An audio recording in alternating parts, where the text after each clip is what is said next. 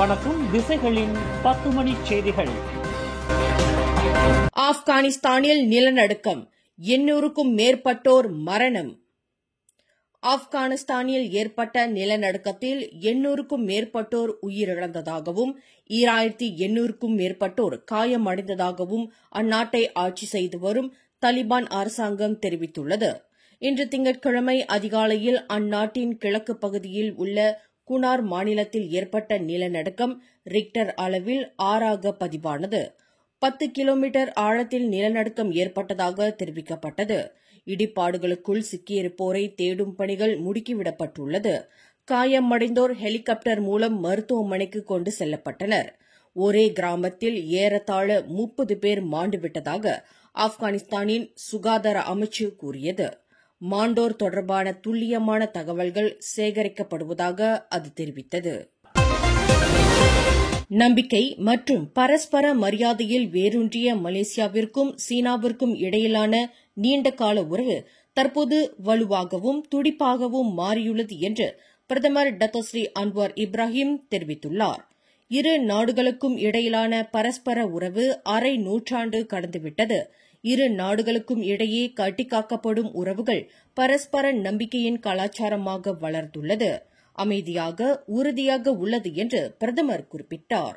நிச்சயமற்ற காலங்களில் கூட இரு நாடுகளும் இன்னமும் ஒன்றையொன்று நம்புகின்றன என்பது இந்த உறவுக்கு வலிமை சேர்க்கிறது என்று சீனாவில் தியான்ஜினில் உள்ள ஒரு பல்கலைக்கழகத்தில் உரை நிகழ்த்திய போது பிரதமர் மேற்கண்டவாறு குறிப்பிட்டார்.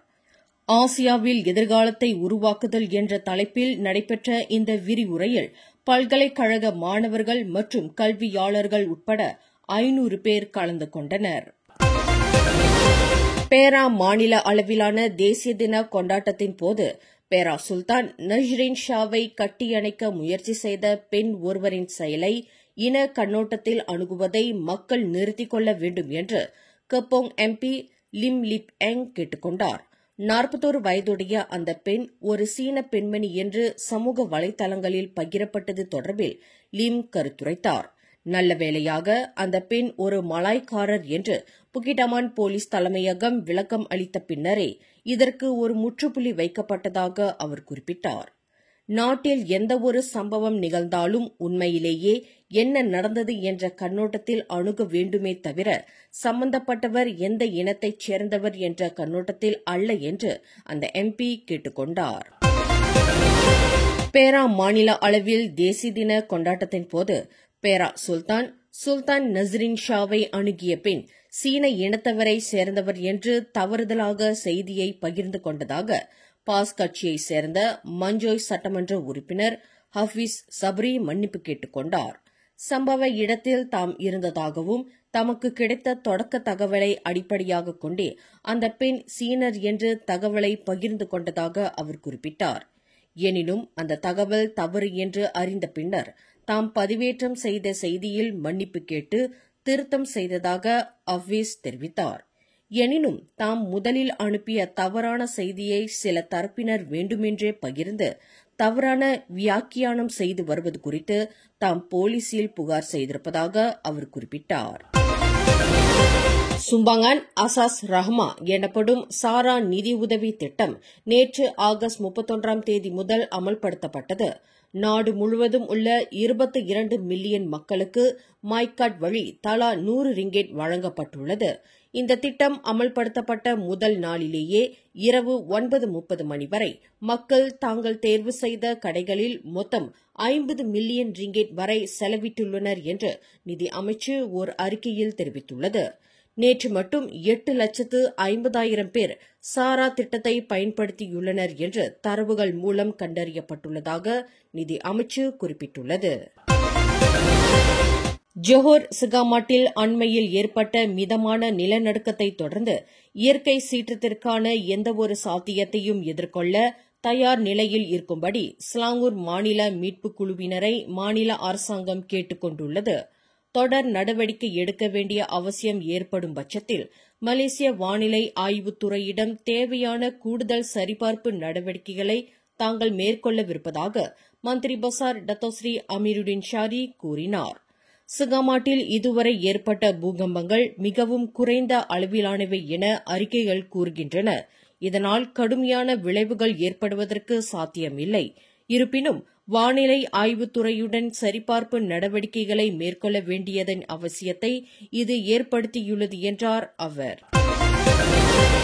பினாங்கில் காப்புறுதி குமாஸ்தாவாக பணிபுரியும் 61 வயது மாது ஒருவர் தொலைபேசி உரையாடல் வழி ஸ்கேம் மோசடியில் சிக்கி 6 லட்சம் ரிங்கிட்டை இழந்துள்ளார். வங்கி அலுவலர் போல் நாடகமாடிய மோசடி பேர்வழிகள் அம்மாதுவின் பெயரில் கடன் அட்டை இருப்பதாக கூறி அவரை ஏமாற்றியுள்ளனர். அம்மாதுவை தொலைபேசியில் அழைத்து 14 முறை நடைபெற்ற பண பரிமாற்றம் மூலம் 6 லட்சம் ரிங்கிட்டிற்கும் கூடுதலாக மோசடி செய்யப்பட்டுள்ளதாக பினாங்கு மாநில போலீஸ் தலைவர் டத்தோ அசிசி இஸ்மாயில் தெரிவித்துள்ளார். தாம் ஏமாற்றப்பட்டதை உணர்ந்த அந்த மாது பின்னர் தனது மகளிடம் இவ்விவகாரத்தை கூறிய பின்னர் போலீசில் புகார் செய்யப்பட்டுள்ளதாக அவர் மேலும் கூறினார். 28 லட்சம் ரிங்கிட் பெறுமானமுள்ள லஞ்ச ஊழல் குற்றச்சாட்டை எதிர்நோக்கியுள்ள கினபத்தாங்கான் நாடாளுமன்ற உறுப்பினரும் அவரின் மனைவி ஜிசி இசேட்டையும் நாளை செவ்வாய்க்கிழமை கோலாலம்பூர் செஷன்ஸ் நீதிமன்றத்தில் எதிர்வாதம் புரியவிருக்கின்றனர். நீதிபதி ரோஸ்லி அமாட் முன்னிலையில் நடைபெறும் இந்த வழக்கில் புங் மொக்தார் மற்றும் அவரின் மனைவி சார்பில் முன்னணி வழக்கறிஞர் டத்தோஸ்ரீ கே குமரேந்திரன் ஆஜராகிறார். இவ்வழக்கு கடந்த ஆகஸ்ட் மாதம் நடைபெறுவதற்கு அட்டவணையிடப்பட்டிருந்தது. அவரின் வழக்கறிஞர் மருத்துவ விடுப்பில் இருந்ததால் வழக்கு செப்டம்பர் மாதத்திற்கு ஒத்திவைக்கப்பட்டது. உலகில் மிக பரபரப்பு மிக்க மிகச்சிறந்த 10 துறைமுகங்களில் கொலக்கில்லான் துறைமுகமும் ஒன்றாக தேர்வு செய்யப்பட்டுள்ளது. உலகில் முன்னணி 100 துறைமுகங்கள் குறித்து ஆய்வு நடத்தப்பட்டதில் உலகில் மிகச்சிறந்த 10 துறைமுகங்களில் ஒன்றாக கொலக்கில்லான் துறைமுகம் தேர்வாகியுள்ளது. ஹாங்காங் துறைமுகத்தை விட முன்னணி இடத்தில் கொலக்கில்லான் துறைமுகம் பட்டியலிடப்பட்டுள்ளது. 7 வயது சிறுவன் ஒருவன் நீர் தேக்கத்தில் இறந்து கிடந்தது கண்டுபிடிக்கப்பட்டது. இந்த சம்பவம் நேற்று பிந்துலு ஜாலான் செலஸ்தீன் ஸ்பேட் சாலை சந்திப்பு அருகில் நிகழ்ந்தது. விளையாடச் சென்ற தனது மகனை காணவில்லை என்று இதற்கு முன்பு அந்த சிறுவனின் தந்தையிடமிருந்து தாங்கள் புகார் ஒன்றை பெற்றதாக பிந்துலு மாவட்ட போலீஸ் தலைவர் நிக்சன் ஜோஸ்வா அலி தெரிவித்தார். சிறுவனை தேடும் பணி தீவிரப்படுத்தப்பட்டதில் சிறுவனின் வீட்டிலிருந்து 50 மீட்டர் தொலைவில் உள்ள ஒரு நீர் தேக்கத்தில் சடலம் கண்டுபிடிக்கப்பட்டதாக அவர் குறிப்பிட்டார். ஒரு வாரத்திற்கு முன்பு ஸ்லாங்கூர் பத்தாங்காலி சுங்காய் கொடோண்டோங்கில் பொழுதுபோக்கிற்காக சென்ற ஆகாயப்படை வீரர் ஒருவர் காணாமல் போனது குறித்து போலீசார் தொடர்ந்து விசாரணை செய்து வருவதாக சர்டாங் மாவட்ட போலீஸ் தலைவர் ஃபரீத் அஹமட் தெரிவித்தார். 27 வயதுடைய அமார் அரிஃபின் என்ற அந்த ஆகாயப்படை வீரர் கடந்த ஆகஸ்ட் 23ஆம் தேதி மாலை 4:30 மணியளவில் தமது 3 நண்பர்களுடன் ஆற்றில் குளித்துக் கொண்டிருந்த போது காணாமல் போனதாக தெரிவிக்கப்பட்டுள்ளது என்று ஃபரீத் அஹமட் குறிப்பிட்டார். சிங்கப்பூரில் பதிவு செய்யப்பட்ட எண்ணெய் கப்பலும் மால்டாவில் பதிவு செய்யப்பட்ட சரக்கு கப்பலும் மோதிக்கொண்ட சம்பவம் தொடர்பில் சிங்கப்பூர் கடல்துறை துறைமுக ஆணையம் விசாரணை மேற்கொண்டுள்ளதாக தெரிவித்துள்ளது. சிங்கப்பூர் தானா மேராவுக்கு கிழக்கில் கிட்டத்தட்ட 8 கிலோமீட்டர் தொலைவில் மெரின் டைனமோ என்ற சிங்கப்பூர் எண்ணெய் கப்பலும் பிளாக் கேங்கோஸ் என்ற மால்டா சரக்கு கப்பலும் இன்று திங்கட்கிழமை காலை 9:25 மணியளவில் மோதிக்கொண்டன. 2 கப்பல்களும் சீரான நிலையில் இருப்பதாக கடல்துறை துறைமுக ஆணையம் குறிப்பிட்டது. மெரின் டைனமோ கப்பலில் இருந்த ஊழியர் ஒருவருக்கு லேசான சிராய்ப்புகளுடன் சுளுக்கும் ஏற்பட்டதாக ஆணையம் சொன்னது. பாதிக்கப்பட்ட அந்த ஊழியருக்கு கப்பலில் சிகிச்சை அளிக்கப்படுகிறது. மோதிக்கொண்ட 2 கப்பல்களின் ஊழியர்களும் பாதுகாப்பாக உள்ளனர். மேலும் செய்திகளை தெரிந்து கொள்ள கீழே இருக்கும் பெல் பட்டனை அழுத்துங்கள். உங்கள் மகிழ்ச்சியை வெளிப்படுத்த லைக் மற்றும் ஷேர் செய்யுங்கள்.